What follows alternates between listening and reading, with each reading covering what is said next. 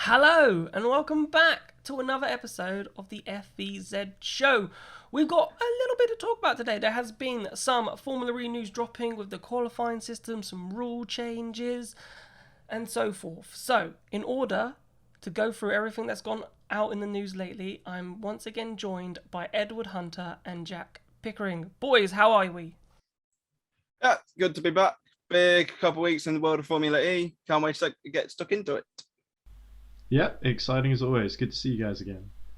At the time of recording this, boys, we are now 1 month away from the start of pre-season testing, and there's a lot as Jack celebrates. To be fair, it's been a long time. It's been an absolute age since August, since I was in Berlin for the season finale. It always feels like that. I've kind of enjoyed the rest. There hasn't really been much Formula E news, not much to cover in the off-season, with just little bits and bobs coming out. But the main bits and bobs that have been coming out is the new rules from the World Motorsport Council, the FIA. We're going to start with the qualifying.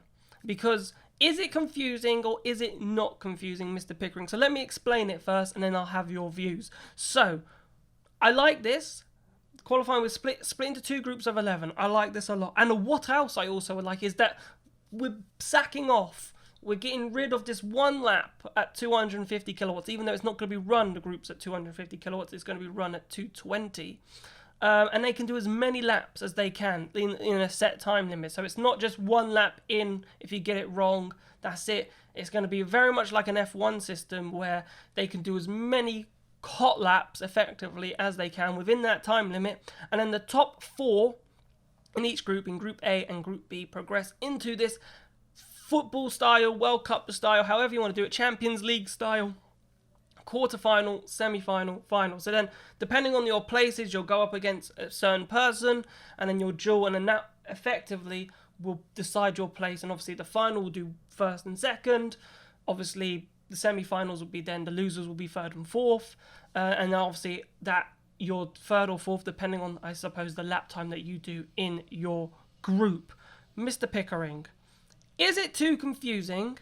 Or if Formula E do it right, and it's clear on the TV screens, it's clear graphically what's going on, do you think that this could be a successful qualifying change?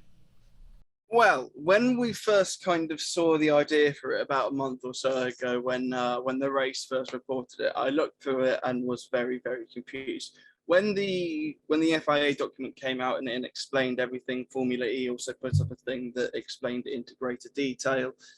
I understood it a lot better than I did to start with. I think it now makes a lot more sense to me, and I was able to get my head around it very quickly. But I think it is just the fact that it needs to be explained a bit more. I mean, I think that the first bit, very easy to get your head around. Odd drivers in the championship go against up the even drivers in the champion in Group One, even drivers second group. Top four from each go through to this World Cup knockout system. Now, thankfully, they've done it the way that you would usually see in the World Cup knockout. So the fastest person from Group A goes against the fourth fastest person in Group B, then the second fastest in Group B goes up against the third fastest in Group A. I think I've said that right. Could be wrong, but yes. Yeah, it's they've done it correctly. They've done it the right way around. That's one thing that I'm happy with. However, I do understand how this kind of works because when the World Cup comes, when the Euros comes, try dragging me away from the wall chart that you get in the Radio Times. You can't. I'm there filling it in, day out. After every single match, I'm watching every single bit of it. But yeah, it's so for me, it's quite an easy system for me to get my head around. I think there will be some people who may not understand at first, and those who dip in and out, I think it would be relatively easy to get the head around quickly. They might need a few points as long as Jack explains it correctly. Obviously, not me or Giordmaina, Nichols. But as long as Nichols explains it correctly, then we should all be fine. Yeah, I'm just looking here, Ed, at the qualifying system. So the thing that maybe might be arguably a tiny bit confusing is when they go into this quarterfinal systems, they haven't gone like P1 versus P6. They haven't gone. So, well, I think it is. A1, I think, is the fastest person in Group 1. And then B4, it's like coordinates here for battleships.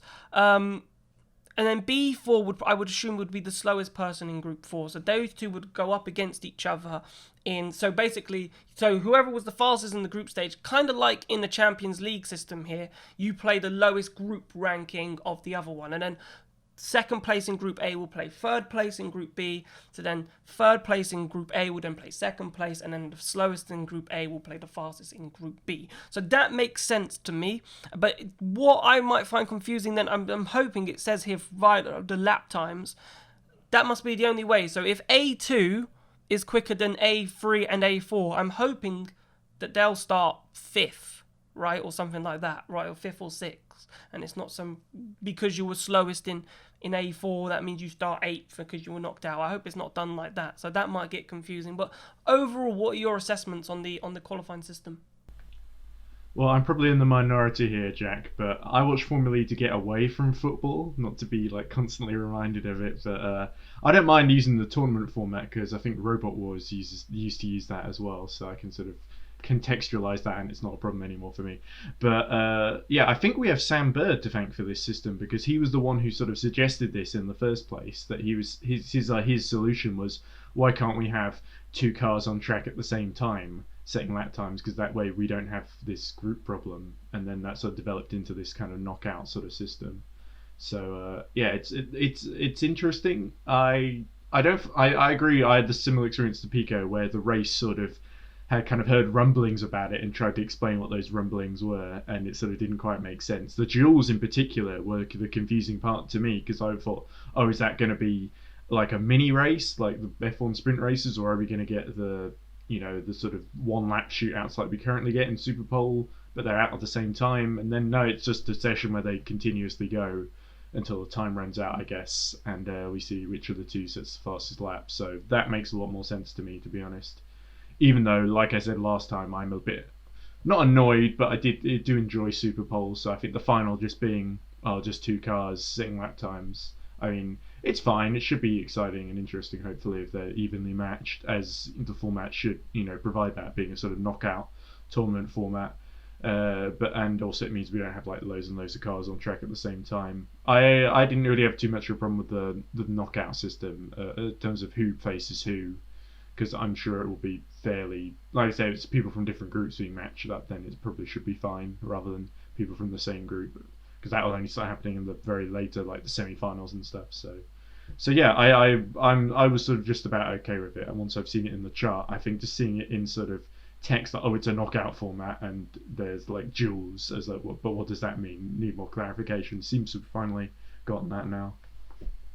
For me, the only thing you can sort of compare the knockout stage is to when F1 tried that knockout stage qualifying system, but it didn't kind of work then. I think this will be better because that was elimination qualifying, wasn't it? Which where was kind of everyone like, got knocked out every 90 seconds. Yeah, or which like I think this system will be better because obviously because you've got 2 cars and it'll be easy to see who's been knocked out and hopefully where they've gone into the qualifying format, rather than just losing people on track, as in when F1 tried sort of a knockout style elimination qualifying. So I've got my fingers crossed, because I wasn't a big lover of the qualifying system and having Group 1 and all these mixed up races, and really now we shouldn't argue for a mixed up race, because the fastest people should qualify out of those groups, and it'll be interesting to see how those groups are split. I would assume it would be, one driver from each team in one group and then the second driver from each team in the other group. That's how I'd assume it's been split. I don't know, hasn't said how it's going to be split, but that's what I'm expecting it to happen, because then the fastest should rise to the top, and then it'll be a really interesting way to find out how the grid will be set. So I'm really looking forward to it. There has been some other rule changes though, Pico. I want to get your assessment on these as well. Additional time. We now have stoppage time. Right? If a safety car, more football analogies, Ed is going to hate us, right? We got stoppage time, because if we have any neutralizations from safety cars or full course yellows, I don't think we're going to. I think we must be seeing the end of reduction in energy. The energy will stay, but whatever the safety car time was will be added on to the end of the race, which I think is really interesting. So obviously they'll be running around at slow speed, not using as much energy during that time. They're going to have the energy, then the time added on of however long the safety car was, up to 10 minutes. So if it's longer than 10 minutes safety car period, I reckon they'd red flag it anyway. But then but we might have a collection of safety cars that might go over the 10 minutes. So we'll see. So I think that's really interesting, because I think from an energy management point of view, you're going to have to really drive slow. We might see some really slow safety car periods from it in order for them to maintain their energy so that they can do these stoppage time extra minutes. God bless the British Touring Car Championship. I think I'd like to see how it works. I don't want to pass judgment on it before we actually see how this works. I'm intrigued by it. I think it's going to be quite an interesting format. But yeah, I think we had to do away with energy reduction after the fiasco in Valencia last year. I think like every man and his dog was embarrassed by that. But yeah, so I'm looking forward to this format. I think it's going to be interesting. I just hope that it doesn't. I mean, if I have like a late night flight out at any of these countries, I don't want to delay it by that much. Please no red flags or get it go for too long. Yeah, but I think it's going to be really interesting to see what this is going to be like. However, I do feel like this is a stopgap, because I think from Gen 3, I think we need to get rid of these 45-minute plus a lap races. I know that Lucas de Grassi has been very vocal at the point that races should be laps and not time, with the exception of endurance races. Endurance races, they're allowed to be, because like the 397 laps of Le Mans doesn't have the same ring to it. But yes, I think for Formula E, it's a stopgap, and then hopefully we can head back to laps for Gen 3. But I'm excited to see it play out, but I don't want to ruin the idea yet. But let's see how it goes. Yeah, no, I agree. It'd be interesting to see what they do for Gen 3. There's been talks of having races for an hour, and I do think this 45 minutes it's for now for Gen 2. Obviously, we go into Gen 3 next season, so that's another interesting thing. And the car for that shouldn't be released till spring 2022. So, sort of, can't wait to see what that car is. It's had its first test run, the Gen 3 car. It's had its first test run, and it's going to have another test run in France as well before we even see it in 2022. But Ed, what do you think on the 10-minute rule before we move on, the extra time? Yeah, it's interesting, the article, the interview with Lucas that Pico was talking about, because Lucas, one of the things that he said was, it's interesting that they're letting extra time in, because I always said that would be a good solution to the sort of energy reduction issue. Rather than reducing energy, we just add more minutes to race. And they said, no, we can't do that because the TV schedules will be all out of whack. We'll be like going over our slot, basically. And so they seem to have found some wiggle room in that. I guess because they got deals like, for instance, in the UK, it being on BBC iPlayer, they are a bit more flexible, because it's not like it's on BBC Two and they have to shove, like, I don't know, country file out the way for a couple of minutes or something like that. So yeah, I think I do like the fact that it's timed races, by the way, because I think it presents a challenge in that the teams don't know when the race will end, so they're not. Means they're sort of reacting to the scenario in real time. I think that makes for a good spectacle. Whereas if you have laps and everyone is going to know exactly when it's going to end, basically, and they're sort of going to do their sums around that, and basically no one is going to have any kind of risk of running out of energy. Whereas here you've at least got a little bit. I would love to see longer races for Gen 3, whether that's laps or time. But I think it really depends what the specs are of the Gen 3 car. And I am excited to see when we finally get details leaked about that, because we've heard so much about Gen 3 but seen so little so far. So we know, is it Benoit Trellier, who's I think done the testing in France, is what the race was saying. So yeah, hopefully somebody's got him on speed dial and we can interrogate him for detail, or maybe bribe him. I don't know. How moral are we feeling today, guys, in terms of our interrogation techniques? if someone gave me Benoit Trillier's number, I'd give it a ring, but I don't have it. So if someone knows Benoit Trillier's number, feel free to message, right? If you're a big Benoit Trillier fan, or you're a relative that knows his number, give us a call. Mr. Pickering, let's talk about the calendar changes, because obviously with the calendar and obviously Mr. Pickering's World Tour, we need to find out with a catchy name for that, right? And it might be like a little sidekick show that we could start. Pickering on tour, Pico on tour, maybe something like that, as you go around the world covering the sport for us this year, which I'm really looking forward to. But we knew Cape Town, right? We knew Cape Town with COVID-19 restrictions was a possibility of that not being on the calendar, and that is now not on the calendar, and there is now a TBC for that, so we'll talk about where that would be. But the TBC on the 10th of June, I think it is, or early June, that has come in is Jakarta. Now, this one is a little bit controversial, and I'll come to you in a minute, Ed, because I know you got a lot to say about this, but I wanted to hear Pico's thoughts first. What did you make? Because obviously we know about the protests, we know about what's going on in Jakarta, and there's been a lot of pushback ever since the race has been announced. So do you think that Jakarta, even though it's been added to the calendar, now that it's been added to the calendar, do you think it's going to fuel a few more fires in Jakarta about this race, and could it potentially fall off the calendar before we even start in January? It's going to be an interesting one. I think everyone was fairly surprised when Jakarta was announced. Obviously, that was the main intention for that 4th of June slot. But yeah, it's obviously there's been a lot of stuff happening in Jakarta about like lots of protests about it and everything. But fingers crossed we get to go there, because I do remember when they released the track and I thought that is a stunning circuit. So yeah, I think it'd be really cool to go there. Another big issue is that so the race will happen on Saturday 4th of June, but Sunday 5th of June is the Le Mans 24-hour test day.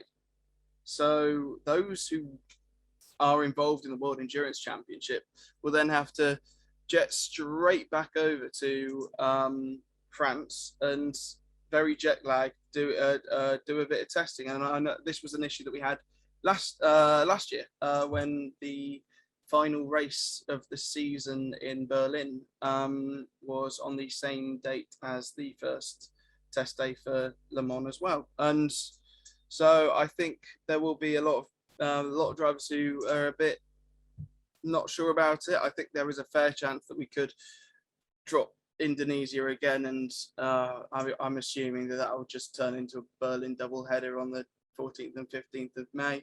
But yeah, it's an interesting one. Obviously, going to new countries would be fantastic, and we'd love to see it. But yeah, let's see if it actually happens or not.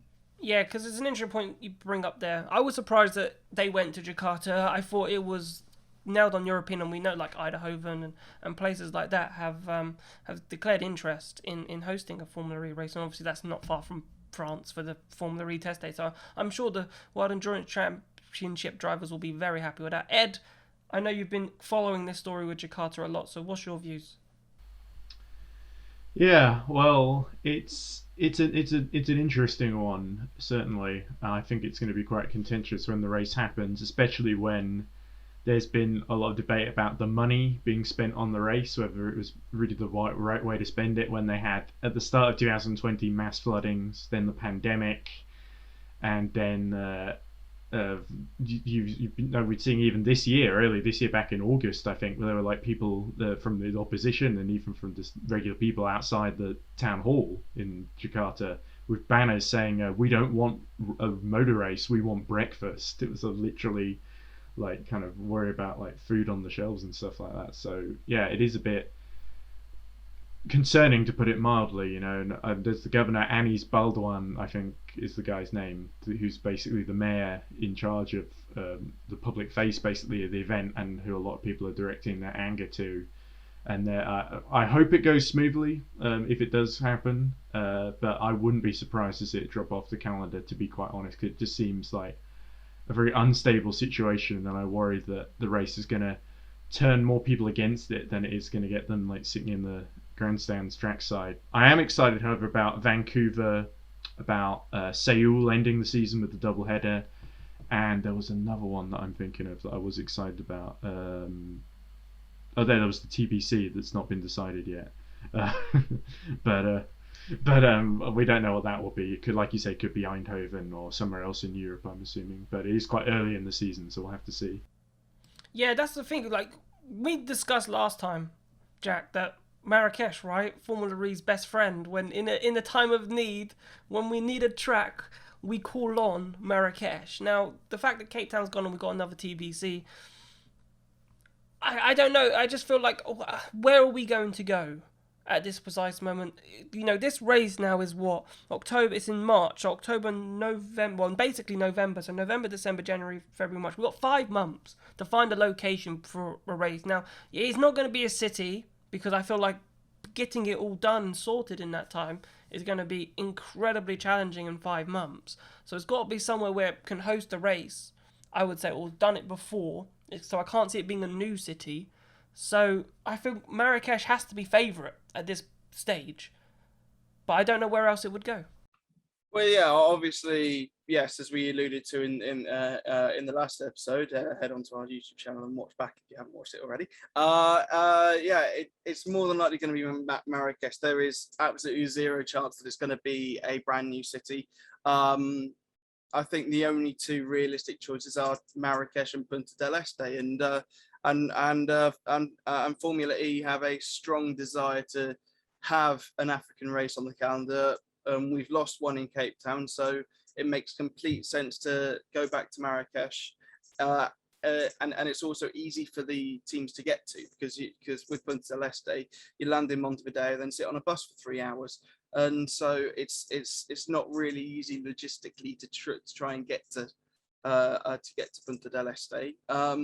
Whereas, yeah, Marrakesh, I think, ticks all the boxes for Formula E, and we can easily go back there at the drop of a hat, definitely. And so, yeah, I mean, it's gutting that we don't have Cape Town in it anymore, but Morocco, it always produces great racing. So,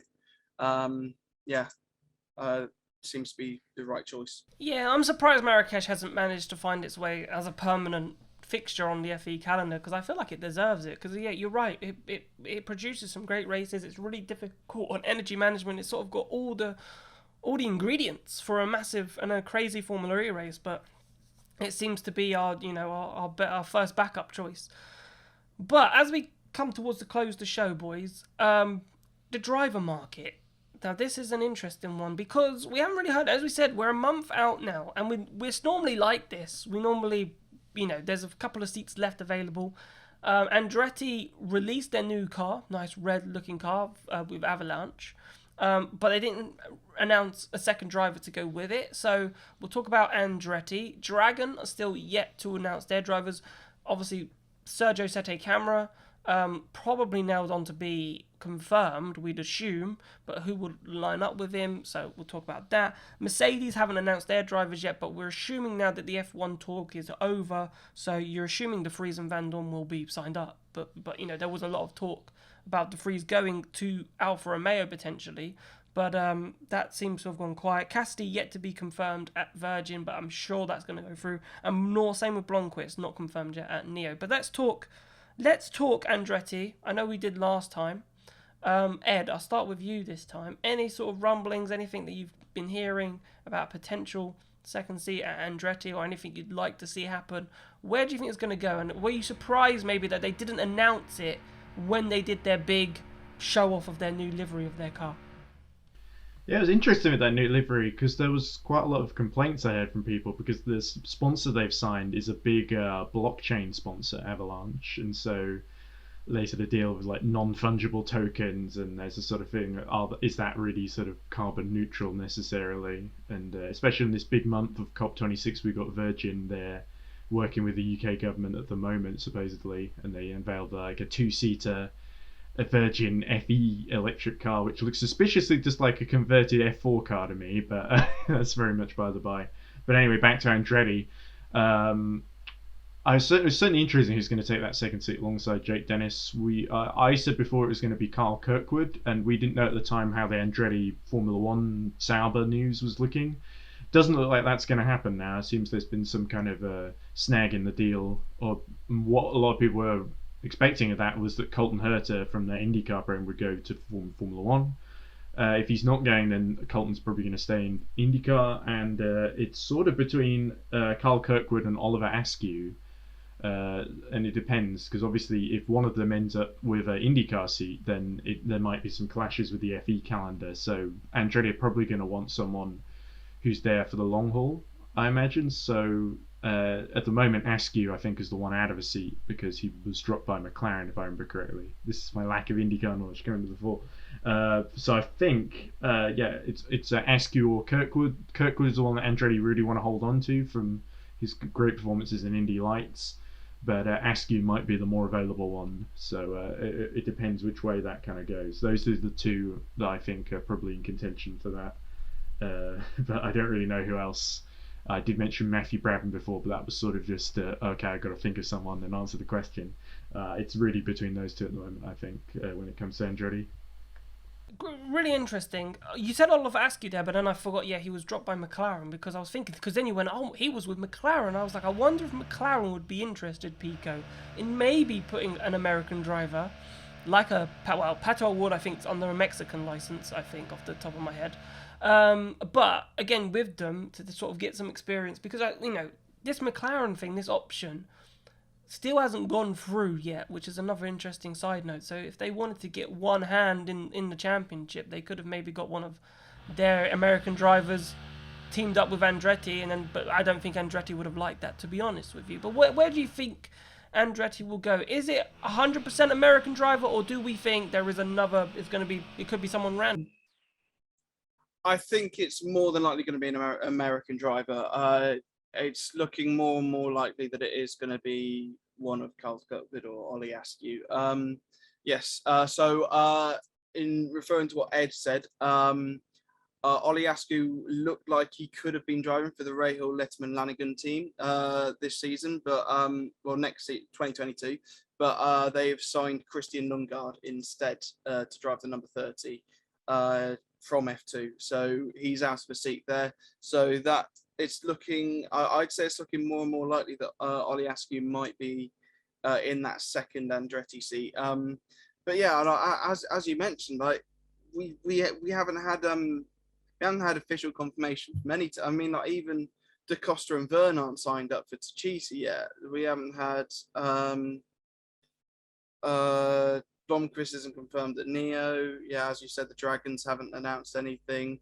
It's looking quite open, but I don't see that many changes happening from this season next. Obviously, the big one was the move for Max Günther from BMW to Nissan, but and Roland moving to Mahindra, and Alex Lynn's gone from Formula E. He's not coming back. But yeah, it's interesting that we haven't had more announcements, considering. I reckon most of the teams are all set up on their lineups, and it's going to be more or less the exact same as it was last season. I think the main change might be Dragon, right? Because I think Sergio set a camera. They had Joe Eriksson. I don't know where they go from here, Ed. Who do you expect? I think, again, it could be another random. Who do you think? Do you think Joe Eriksson might get a chance? But it doesn't look like, from the rumblings I've heard, that Joe Eriksson will be lining up alongside Sergio Sette-Camera potentially next season.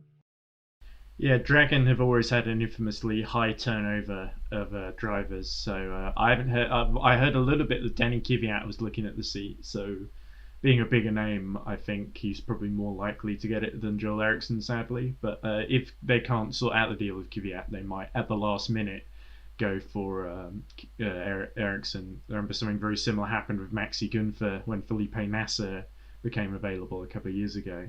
And Dragon sort of and ahed and ended up having to change their mind at the last minute because Nasser sort of dropped out. And then he came back in again, of course, and then dropped out again. So, yeah, that's interesting. I just want to go back to something that Pico said about Techeetah not doing their lineup yet. There was a lot of rumours that Techeetah were in a lot of financial trouble, actually, that DS might actually be taking over the team, and that Mark Preston might not actually be team principal anymore, which I was very sad to hear that might be on the table. because he's been there since the very beginning, even before they were in Formula E, when they were just super good. And obviously, there's been ownership since, but changes since. But it was very sad to hear that they've been in so much trouble, especially after, it's been a difficult period with the death of John O'Verne's race engineer at the team. So you would hope that things pick up at DS Techeetah. I don't really see anywhere else for Da Costa and Verne to go. So let's hope the team survives, whether it's as DS or as DS Techeetah. So yeah, that was an interesting that you bring that up, because I remember at the time when that news story broke, and then it's odd for a team to react to a story like that, but maybe Techeetah felt they did, and the financial company, I think it's SCP, with Techeetah, sent a press release out saying, refuted the claims that they were in financial trouble and that the team was being sold and so forth. So, they sort of said that story. They basically came out and said that story is nonsense. There is no financial problems. There is no problems with this team looking forward, and we will be on the grid come season 8 and going forward. So, as I said, that was really interesting. But yeah, I feel for those teams like Cassidy, Blomqvist, like we talked about there, the two Mercedes drivers, we had the rumblings of, could any of them end up in a Formula One team? And that looks like that angle is closing now. So you'd expect them to still be at Mercedes for next season. So, I don't think, as Pico said, I don't think there'll be too many driver changes. I think it's just the dots on Dragon, as you said, they go through more drivers than, I can't even think of a good simile to think about what Andretti drivers in the first they go season, through. they went through like 5 or 6 drivers, didn't they? Andretti had 8 drivers in that first season, didn't they? They had 8 drivers, so, amazing how times change. But Dragon, I don't know. A Dragon story is a story for another day, I think, because you just don't know the progression of that team and where that team's going in this series. But we'll leave that for another day, boys. Thank you so much for joining me. We've completed another episode. We're another episode down. Yep, cheers. Yeah, quite a relief to get through another episode without messing up too badly. So I hope you enjoyed that. I hope, I think it was a good one. So, Pico's World Tour starts next month in Valencia. So fingers crossed we should be on the ground in Valencia. So hopefully we'll have maybe a pre-Valencia trip before Mr. Pickering heads out on his travels. And then there'll be a lot of content around testing. So obviously keep an eye out for the YouTube channel, keep an eye out for the website, because a lot of things will be happening. It's fantastic that Pico has got the opportunity to go testing, and that obviously gives us here at Formula Rezone a massive chance to give you a much better coverage of testing. So Pico, before we go, keep building that pressure on me to excel. I'm loving this. I picked the wrong day to wear a grey shirt. I'm sweating everywhere. No, you're going to smash it. You're going to absolutely smash it. So Pico representing FEZ. So as I said, we're in safe hands. He knows we're in safe hands. He's blushing as much as he can right now. No, but honestly, please make sure you check out the YouTube channel, because it's a first for us to be actually heading to Valencia since Donington testing, since we were able to cover it at Donington when it was in England. So the fact that we can get to Valencia now means that we can up our coverage and we can step up the game, and hopefully see if anyone else will meet us stepping up that game. So thank you so much for watching, and we will see you very soon. Goodbye.